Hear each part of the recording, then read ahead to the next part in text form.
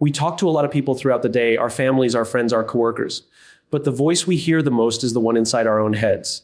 And unfortunately, that voice is often the harshest. It's the one that doubts us, criticizes us, compares us, and tells us we're not enough. But what if for just 3 days you flip the script? What if you talk to yourself the way you would talk to someone you love? For just 3 days, I want you to do one thing differently. Talk to yourself like someone worth encouraging, not in a cheesy, unrealistic way, but in a way that's honest, supportive, and constructive. Because here's the truth. How we speak to ourselves shapes the decisions we make, the risks we take, and the life we live. And most of us are living lives limited by inner dialogue that doesn't reflect our true potential. The first day will feel strange. It's like meeting a new person inside yourself. You'll catch yourself mid-thought, mid-criticism, and you'll need to stop and ask, would I say this to a friend who's struggling? And if the answer is no, then don't say it to yourself. Instead, choose curiosity over criticism. Replace, I'm so bad at this, with I'm still learning this. That small shift creates psychological space for growth. It doesn't deny the problem. It changes the lens. On day 2, you might feel the resistance, that internal pushback. The brain has been wired to rehearse negativity because it's safer. Criticizing ourselves before others do feels like protection. But it's not. It's self-sabotage dressed as caution. So on day 2, I want you to rewire just one thought. Take one insecurity and speak to it with compassion. Not indulgence, compassion. Tell yourself, I'm allowed to feel unsure, but I'm not going to stay stuck here. Talk to yourself like you're coaching the best version of you, not punishing the current version. By the 3rd day, something subtle but powerful starts to happen. You begin to hear yourself, really hear yourself. And you realize how often that voice has been unfair, impatient, or unkind. But now you've trained it, not perfectly, but intentionally. And that intention rewrites the narrative. You're no longer speaking from fear. You're speaking from responsibility, from clarity, from belief. And let me say this clearly, you won't become someone else in 3 days, but you will start to uncover someone that's been buried under years of noise. Someone stronger, wiser, and more capable than you've given credit for. Talking to yourself this way won't solve every problem, but it will change how you approach them. And that alone can change everything. So for the next 3 days, be your own guide, not your judge. Speak with honesty, but also with hope. Be direct, but be kind. Treat yourself like someone worth listening to, because you are. And if you do it for just 3 days, you may never want to go back. Fev keynotes of the speech. Your internal voice influences every decision you make. Upgrading it changes your entire mindset. Replacing criticism with curiosity rewires your brain for growth, not fear. Self-compassion isn't weakness. It's a disciplined practice of constructive belief. Talking to yourself with honesty and hope creates space for lasting inner transformation. 3 days of intentional self-talk can initiate a lifelong change in self-respect and clarity. The voice inside our heads has a greater impact than we often realize. It's not just background noise. It's the running commentary that shapes how we see the world, how we make decisions, and how we see ourselves. Most of us go through life without truly examining that voice. We let it speak freely, unconsciously, without asking whether it's helpful or harmful. But the truth is, the quality of your internal dialogue determines the quality of your life. It influences every action you take, every opportunity you ignore, and every risk you avoid or pursue. If that voice is constantly filled with doubt, criticism, and fear, it becomes your reality, not because it's true, but because you believe it. Imagine waking up every day to someone standing at your bedside saying, "You're not good enough. You're going to mess this up. Why even try?" You wouldn't let that person stay in your life very long. Yet many of us allow that voice to live inside us, not just for a day or a week, but for years. And the longer it stays, the more convincing it becomes. We mistake familiarity for truth. We assume that because the voice has always been there, it must be right. But what if it's not? What if that voice is just an outdated script built from past experiences, fears, failure, and the expectations of others? What if it's not who you are, but who you've been taught to believe you are? Every decision you make, consciously or unconsciously, is filtered through that internal voice. Whether you speak up in a meeting, whether you apply for a new role, whether you confront someone or stay silent, all of it stems from what you believe about yourself in that moment. And those beliefs are formed by your inner dialogue. If that dialogue is filled with limitations, you will live a limited life. If it's filled with fear, you will play small. If it's filled with comparison, you will never feel enough. But if that dialogue begins to change, if it starts to sound more like encouragement than criticism, more like possibility than doubt, then your choices change, your behaviors change, your life changes. Upgrading your internal voice doesn't mean lying to yourself or pretending things are perfect. It means being intentional about the tone and direction of your thoughts. Instead of defaulting to, "I can't do this," you begin to say, "This is hard, but I can learn." Instead of thinking, "I'm not qualified," you remind yourself, "I bring value even if I'm still growing." That shift might seem small, even insignificant, but that shift is everything.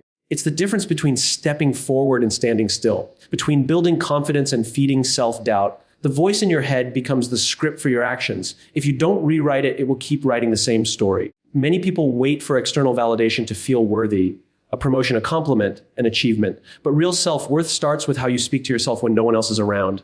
When you're alone with your thoughts, are you building yourself up or tearing yourself down? Because that inner environment becomes your emotional home.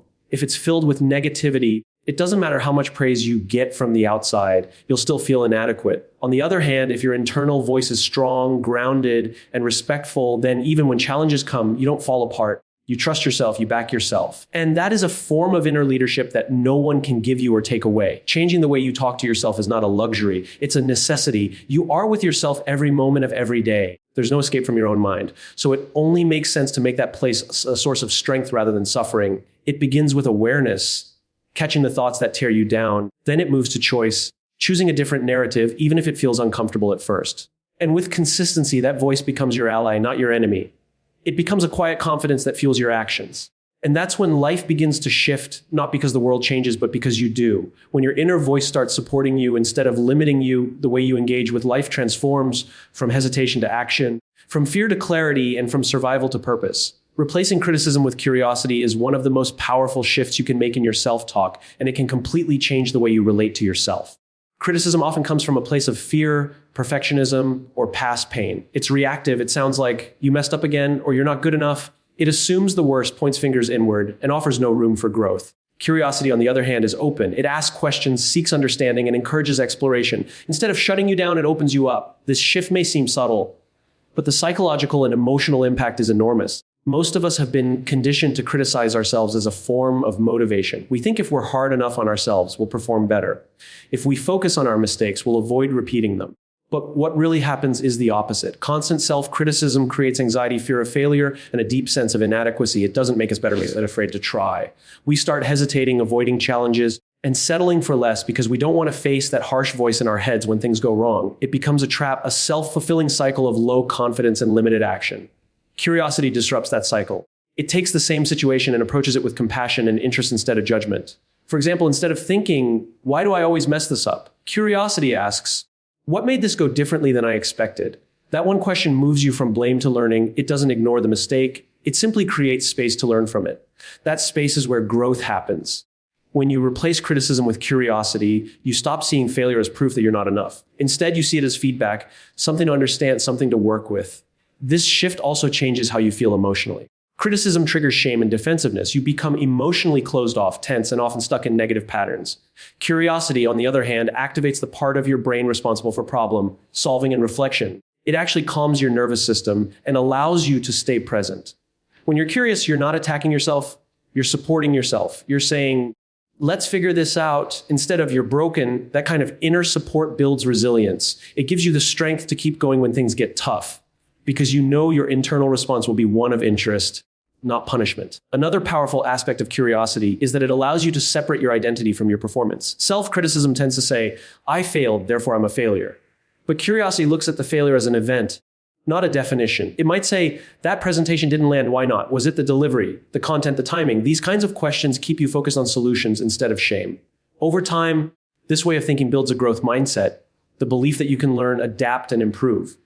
And with that mindset, you become more confident, not because you're perfect, but because you trust your ability to grow through imperfection. When you consistently replace criticism with curiosity, you also become more emotionally self-aware. You begin to notice your triggers, the situations, people, or thoughts that spark your harshest inner dialogue.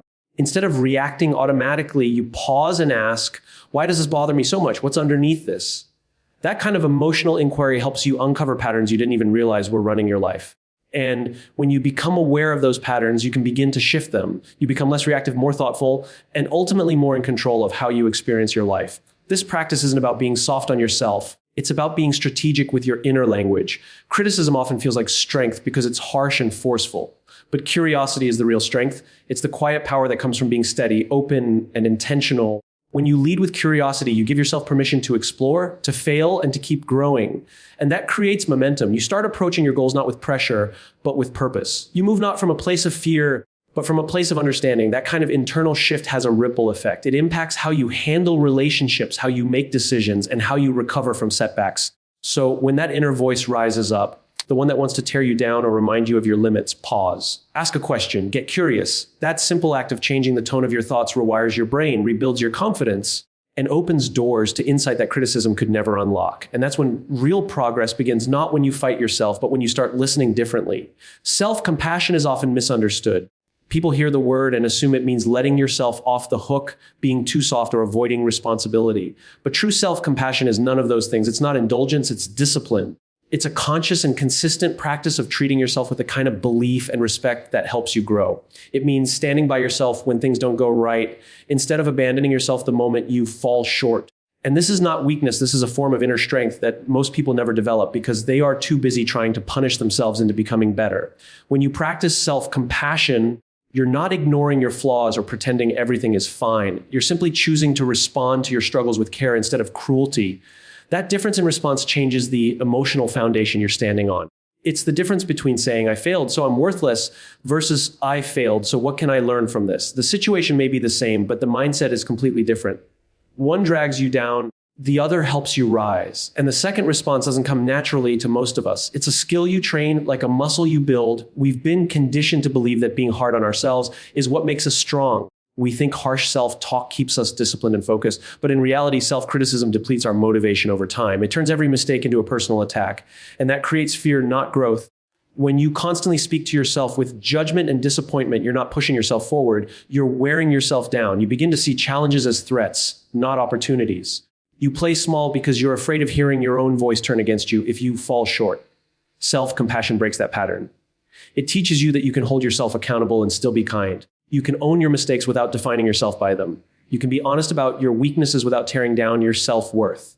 This kind of inner dialogue gives you stability. When things go wrong, and they always will, you know how to come back to yourself without spiraling into shame or self-doubt. You don't need to be perfect to deserve support, especially your own. That understanding builds emotional resilience, and resilience is the foundation of real progress. When you speak to yourself with compassion, you give yourself space to take risks. You're not as afraid of failure because you know you won't beat yourself up afterward. You'll learn, reflect, and keep moving. That's how growth happens. Not through perfection, but through the freedom to make mistakes without destroying your sense of worth. Self-compassion creates that freedom. It's not passive, it's intentional. It says, I'm still learning and I'm still worthy. And that message builds confidence that doesn't depend on constant success. This practice also changes how you show up in your relationships.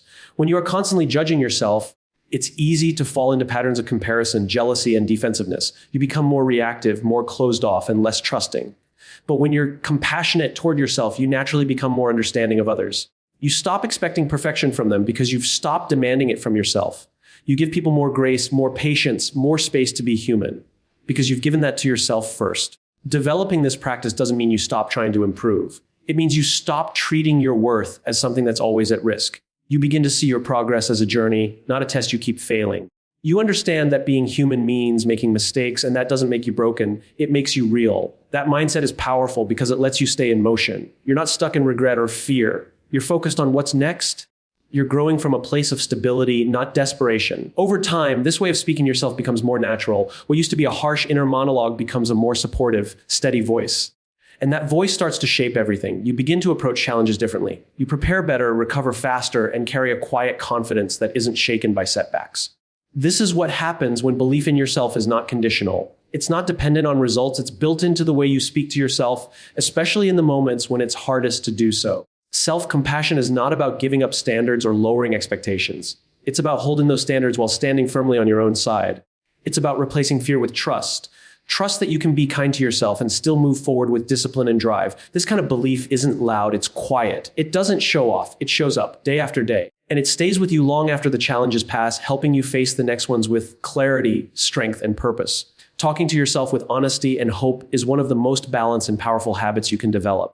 It's easy to fall into extremes. Either we lie to ourselves to avoid discomfort, or we become so brutally honest that we forget to be kind. But neither of those approaches leads to real progress. Real growth happens when we're willing to face the truth, but we do it in a way that still believes in our ability to move forward. Honesty without hope leads to despair. Hope without honesty leads to denial. But when you combine both, you create a mindset that's grounded in reality and driven by possibility. Many people think that being honest with yourself means being hard on yourself. They confuse self-awareness with self-attack.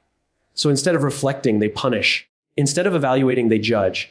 That kind of honesty is unproductive. It closes you off instead of opening you up. It tells you what's wrong without offering any path to make it right. It might sound like you're never going to change, or this is just who you are, or you always screw things up. These thoughts might feel like truth in the moment, but they're not. They're exaggerated emotional conclusions that keep you stuck in shame instead of encouraging you to act. Honest self-talk doesn't mean labeling yourself. It means observing what's happening and asking why and what now. It's saying, I didn't handle that well. Instead of, I'm a failure, it's saying, I'm struggling instead of, I'm weak. That subtle shift matters because it keeps your identity separate from your experience. You're not pretending that things are better than they are. You're acknowledging the challenge while still believing in your capacity to improve. That belief is the hope part. And without it, honesty just becomes another weight to carry. When you bring hope into your self-talk, you're not being naive, you're being intentional. You're choosing to speak to yourself in a way that leaves space for change, for movement, for the next step. You're telling yourself that you're more than this moment, that you're not defined by what just happened, that growth is still possible. That kind of internal message creates energy. It gives you the courage to try again. It helps you recover from failure instead of being paralyzed by it. There's also a certain discipline required to speak this way to yourself. It's easier to collapse into negativity. It's easier to believe the worst and stop trying. But hope is an active mindset. It takes strength to keep showing up for yourself when things feel uncertain or overwhelming. It takes mental effort to look in the mirror and say, this is hard and I'm still capable. And that kind of effort builds confidence, not the surface level kind that depends on compliments or achievements, but the deeper kind that comes from knowing you'll be there for yourself no matter what. This balance of honesty and hope also improves your decision making. When you lie to yourself about what's not working, you make choices based on illusions. When you dwell only on what's broken, you lose the motivation to do anything at all. But when you see the situation clearly and still choose to believe in your ability to respond to it, you start making better, more grounded decisions. You stop reacting out of fear and start responding with intention. You take responsibility not because you feel guilty, but because you feel capable. That's a very different energy to bring into your life. It's also important to understand that hope doesn't mean telling yourself that everything will work out exactly how you want. It means trusting that even if it doesn't, you'll be okay. It means believing in your ability to adapt, to learn to try again with more wisdom. That mindset helps you face setbacks with more resilience. You don't fall apart every time something goes wrong because your sense of self-worth isn't tied to outcomes. It's tied to how you show up in those outcomes. Talking to yourself this way doesn't happen automatically. It's something you train moment by moment. You catch the old negative patterns. You pause before accepting the worst version of a thought, and you choose to speak differently. To be honest, yes, but also hopeful. You choose words that tell the truth without destroying your spirit. You choose a tone that's firm but not cruel. Over time, those choices become habits, and those habits become a new way of thinking. That new way of thinking becomes a foundation of a healthier, more stable inner world, one where you don't run from the truth, but you also don't drown in it. One where you recognize what needs to change, but you don't forget how far you've come. One where you hold space for improvement while still treating yourself with dignity. That's the power of talking to yourself with honesty and hope. It gives you the clarity to see things as they are and the courage to believe in what they can become. 3 days might not seem like much, but 3 days of intentional self-talk can begin a process of transformation that most people spend their whole lives avoiding. We often underestimate how deeply our internal dialogue shapes our external lives. We think change comes from big decisions or dramatic moments.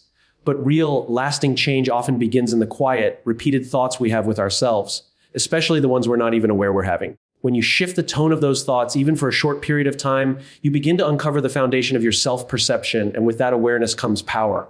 For just 3 days, if you speak to yourself intentionally, with honesty, hope, compassion, and clarity, you'll start to notice things you haven't seen before. You'll begin to realize how often your default voice is rooted in fear, in comparison, in old stories. And once you see it, you can't unsee it. That's the beginning. You don't need to erase all the negative thoughts overnight. You just need to interrupt them.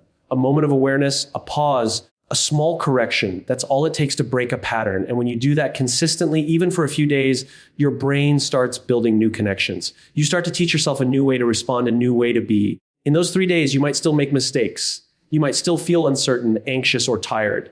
But the difference is how you respond to yourself in those moments. Instead of spiraling into self-blame, you'll catch your breath and say, "This is hard, but I'm not quitting." Instead of tearing yourself down, you'll find a way to speak with calm direction. You'll treat your challenges not as proof of your inadequacy, but as invitations to show up differently. That kind of mindset builds momentum. It creates a shift in your emotional posture, from collapse to stability, from confusion to clarity. This shift doesn't require you to be perfect. It just requires you to be present. When you talk to yourself with intention for even a few days, you start to tune into the patterns that normally go unnoticed. You start to see how quickly your thoughts can spiral when unchecked. And more importantly, you learn that you have the ability to interrupt that spiral. You learn that you're not helpless to your thoughts. You're in relationship with them. And in that relationship, you have a role to play. You can set boundaries. You can redirect the tone. You can challenge the assumptions that keep you stuck. During those 3 days, you may also notice how your energy begins to shift. Negative self-talk is exhausting. It drains your mental focus and emotional strength. It makes every task feel heavier than it actually is. But when you speak to yourself with more clarity and kindness, you conserve energy. You move through tasks with more steadiness, more efficiency. You stop wasting time fighting yourself. That alone can change the way you show up in your work, in your relationships, and in your own goals. You become more grounded, not because the world has changed, but because your relationship to yourself has. Another powerful effect of this practice is how it impacts your sense of agency. For many people, life feels like something that happens to them, not something they participate in. But when you start taking ownership of your internal dialogue, you begin to realize how much control you actually have. You can't control everything that happens around you, but you can control how you speak to yourself in response. That internal control creates external confidence. You start to feel more capable, not because you've fixed everything, because you've stopped undermining yourself at every turn. Over the course of those 3 days, you may also find that your perspective on the past starts to soften. Instead of replaying old mistakes with shame, you begin to see them as lessons. You stop defining yourself by your worst moments and start defining yourself by how you choose to move forward. That change in perspective is subtle, but it's powerful. It frees you from the weight of regret. It gives you permission to grow without needing to be perfect first. And in that freedom, there's room to breathe, to try, to evolve. What starts as a 3-day experiment can become the start of something much bigger. It shows you that you don't have to wait for confidence to magically appear. You build it through repetition, through the discipline of speaking to yourself in a new way. One thought at a time. It doesn't require grand gestures. It requires consistency. And even if you slip, even if the old patterns creep back in, you now have the awareness to shift. That awareness becomes your anchor. It reminds you that you are not your thoughts. You are the thinker behind them. And that thinker can choose again and again and again. 3 days may seem short, but when those days are filled with intentional self-talk, they become a turning point. They show you that you have more influence over your life than you thought, not by controlling everything around you, but by mastering how you respond within. That mastery begins with a voice, your own, and what you choose to tell yourself when no one else is listening. The way you speak to yourself is not just a reflection of how you feel. It's a tool that shapes who you become. Over the course of just 3 intentional days, you can begin to interrupt years of self-doubt, criticism, and fear. You can replace harshness with compassion, confusion with curiosity, and hesitation with belief. This shift doesn't require perfection, only awareness and effort. When you talk to yourself with honesty and hope, when you choose growth over shame, and when you treat yourself with the same respect you offer others, you begin to lead yourself from within. And that kind of inner leadership is what builds lasting change. Speak to yourself like someone worth guiding, because the moment you do, everything begins to move forward. It always starts with you, and it always starts with how you speak.